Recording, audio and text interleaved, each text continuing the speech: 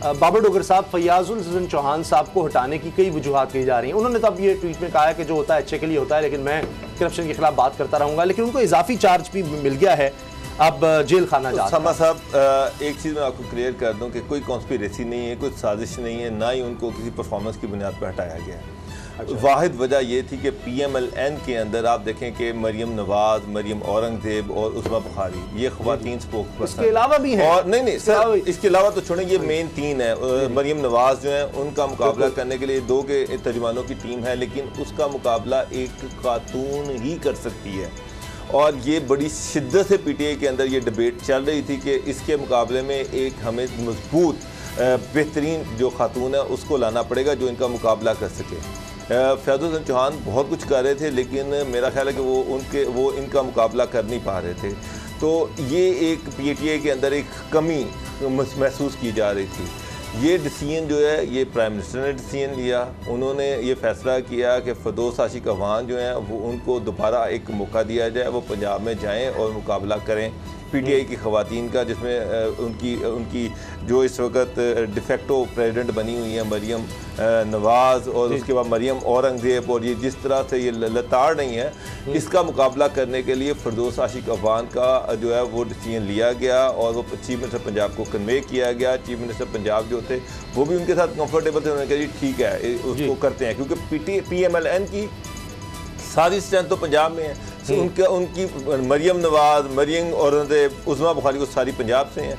उनका मुकाबला करने के लिए फरदौस आशिक अवान को लाया गया, जिनकी पहली परफॉर्मेंस बड़ी अच्छी रही है। फैयाजुल हसन चौहान की भी परफॉर्मेंस अच्छी थी, ठीक थी, बुरी नहीं थी, लेकिन लग रहा था कि जैसे तो उनको ख़वातीन का मुकाबला उस तरह से नहीं कर पा रहे थे जैसा से करना चाहिए था। तो ये जो अब इसके लिए उनको अकोमोडेट किया गया है, उनको जेल खाना जात का इजाफी चार्ज दिया गया है। मैंने आपको पहले भी हम यहाँ पर डिस्कस करते रहे हैं कि जेल खाना जात में PMLN की खासी पेनिट्रेशन है। वहाँ पर नवाज शरीफ भी फैसिलिटेट होते रहे हैं, वहाँ पर शहबाज शरीफ को भी फैसिलिटेट किया जा रहा है, हमजा शहबाज को भी फैसिलिटेट किया जा रहा है। वो तो शहनशाह बादशाहों की शहजादों की ज़िंदगी गुजार रहे हैं। जेलों के अंदर जितनी उनको फैसिलिटीज आप तस्वर नहीं कर सकते। ये बात करते कि आम कैदी वो जुल्म है। उसामा साहब, जिस कमरे में हमजा शहबाज थे वहाँ पर AC लगा हुआ था, बेड पड़ा हुआ है, वो तो एक VVIP जेल है। शहबाज शरीफ को उसी बैरक में रखा गया जहाँ पर नवाज शरीफ थे, जो कि प्राइम मिनिस्टर की बैरक थी, वहाँ पर शहबाज शरीफ को रखा गया। वहाँ पर पलंग भी है, वहाँ पर वॉक करने के लिए जगह भी है। ये लोग जेल के अंदर कुछ होते हैं, बाहर आकर कुछ और स्टेटमेंट देते हैं, बाहर आकर कहते हैं जी मेरी कमर टूट गई, ये हो गया, वो हो गया। अंदर तो इनको सारी फैसिलिटीज हैं। नवाज शरीफ को जो बैरक दी गई थी उसमें TV लगा हुआ था, AC लगा हुआ था, बेड था, वहाँ पे एक छोटा सा पार्क बना हुआ है, उसके अंदर वो वॉक किया करते थे। वहाँ पर एक लॉन है, सारा कुछ है, सारी फैसिलिटीज मौजूद हैं। फैयाजुल हसन चौहान देखिए, आप वो आए हैं और उन्होंने उसके साथ इन सारी चीज़ों का नोटिस भी ले लिया है। तो ये नहीं है कि फैयाजुल हसन चौहान की परफॉर्मेंस बुरी थी, लेकिन PTI के अंदर ये एक रियलाइजेशन थी कि हमारे PTI के अंदर आप देखें कोई मजबूत खातून स्पोक पर्सन नहीं है इस वक्त, उसकी शदीद ज़रूरत महसूस की जा रही थी। इसी वजह से मीडिया में भी इसकी कमी नज़र आ रही थी कि उस तरह से ख़वातीन PTI की नज़र नहीं आ रही थी जितनी नून लीग की डिफेंड करती नज़र आती थी। ये बताएं असद खरल साहब कि ये कुछ कर सकेंगे, ये फैसिलिटीज वापस लेना? हमने नवाज शरीफ के मामले में देखा कि उल्टा देनी पड़ गई। देखिए तबीयत उनकी खराब है, शहबाज शरीफ साहब को बिल्कुल सेहतमंद आदमी तो नहीं है, फिर हमजा शहबाज के बारे में वो भी बीमार रहते हैं। ये जब भी जेल में जाते हैं 1999 में भी जब इनको जेल भेजा गया था तो इन्होंने कहा था मेरी कमर दर्द होनी शुरू हो गई है, मेडिकल ग्राउंड पे मैं तो जनाब मुझे तो रोज स्विमिंग करनी चाहिए, मैं अगर स्विमिंग ना करूं तो मेरी कमर दर्द का इलाज स्विमिंग है। अब मुझे बताया कि यहाँ पर अगली दफा शायद वो स्विमिंग पूल का मुतालबा के ना कर डाले। पहले भी चौधरी बहुत सारी मुराद आपको पता नहीं है, उनका मेरी वो चेयर दी जाए, फिजियोथेरेपिस्ट का मेरा इंतजाम खाना मुझे जमीन पर दिया होगा, मेरा बेड हो, मेरी वही कुर्सी हो जो आरामदेह है, मेरे पास टेबल हो, मेरे अखबारात हो, फिर उसके बाद TV की फैसिलिटीज हो। जेल में है, मुझे आप गाड़ी में कितना कैदी ऐसा है जो बीमार पड़ा हुआ है, क्या उनको ये फैसिलिटीज दी जा रही हैं? उन बेचारों को तो अस्पताल नसीब नहीं है।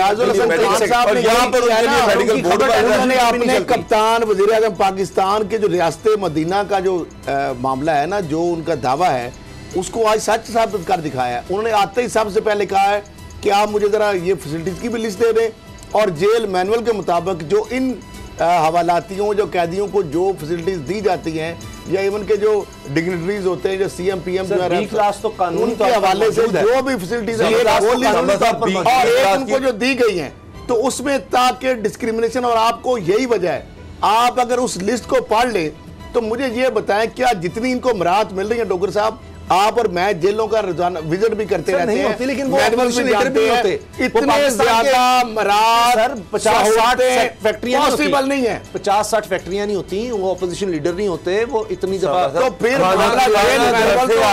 जेल मैनुअल जो है वो रियासतें बंद कर देंगे, बोर्ड सब कैसे बंद कर सकते हैं, बिहार हो जाएंगे, नवाज शरीफ के मामले में देखा पूरा मुल्क हिल के रह गया। जो बी क्लास के कैदी को फैसिलिटीज हैं वही दी जानी चाहिए ना, जो है भी नहीं है उसमें टेबल लैंप लेजिस्लेशन ये कर लेते। 10 साल हुकूमत पंजाब में इनके पास थी, उससे पहले भी 30 साल तक 3 दहाइयों तक ये रहे हैं, मरकज के अंदर 3 दहाइयों तक रहे हैं, तो ये लेजिस्लेशन कर लेते, डिसाइड हो रही थी इलेक्शन से 1 महीना पहले, लेजिस्लेशन कर लेते ना। कभी ऐसे भी हुआ डॉक्टर साहब, ये जेल में है कि हवालाती या कैदी को जेल में जाना तो उसकी चॉइस पे गाड़ी का चुनाव इंतखाब होगा, वहां पर भेड़ और बकरियों की तरह जो बसेस होती है बड़ी, आपको पता है पुलिस वैन जो होती है, प्रिजन वैन, उसके अंदर ठोसा जाता है, ठोस के पीछे पुलिस वाले बैठते हैं, बाहर से ताला मारा जाता है, वहां पे आम, यहाँ पे जिनका क्या है वो कहते हैं बख्तरबाद में भी नहीं बैठना, हमने आम पुलिस वाली गाड़ी लैंड क्रूजर में बैठेंगे, मर्सिडीज गाड़ी वो गाड़ी जो सीएम यूज करता है वो उस ये कौन सा जेल मैनुअल है डॉक्टर साहब, इजाजत देते हैं इसके? 10 साल मेरी बात, और उसका पेट्रोल कौन खर्च करता है, वो कहां से 10 साल अगर एक शख्स सीएम की गाड़ी में बैठा रहा है, वो 5 घर उसके थे, तो अब अचानक से आप कहते हैं चंद मिनट में, अच्छा यानी वो मुल्ज़म जो है सर, जिनके ऊपर अरबों के लूटने के इल्जामात हैं, होता है ना सर, जिनके ऊपर एक बंदा हिस्सा जिस पे इल्जाम ये कि 27 अरब रुपया हड़प कर गया, उससे पैसा निकलवाना है, 7 अरब की ओवरऑल मनी लॉन्ड्रिंग की मुख्तलिफ चीजें जो है 23 अरब। अब उस बंदे के लिए आप उल्टा गाड़ी, सरकारी आयल, सरकारी ड्राइवर और बरात और परसेंट प्रिविलेज उसको इस तरह मिल रही है जिस तरह वो बिल्कुल आम वो सीएम के तौर पर ले रहा है, तो वो तो फिर चौहान सकेंगे सर, लेट्स बी रियलिस्टिक। देखिए चौहान साहब वापस नहीं कर सका, तो रख देंगे ना कि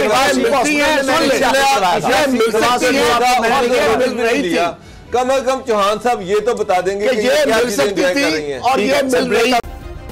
सब्सक्राइब करें और बेल दबाएं ताकि कोई खबर रह न जाए।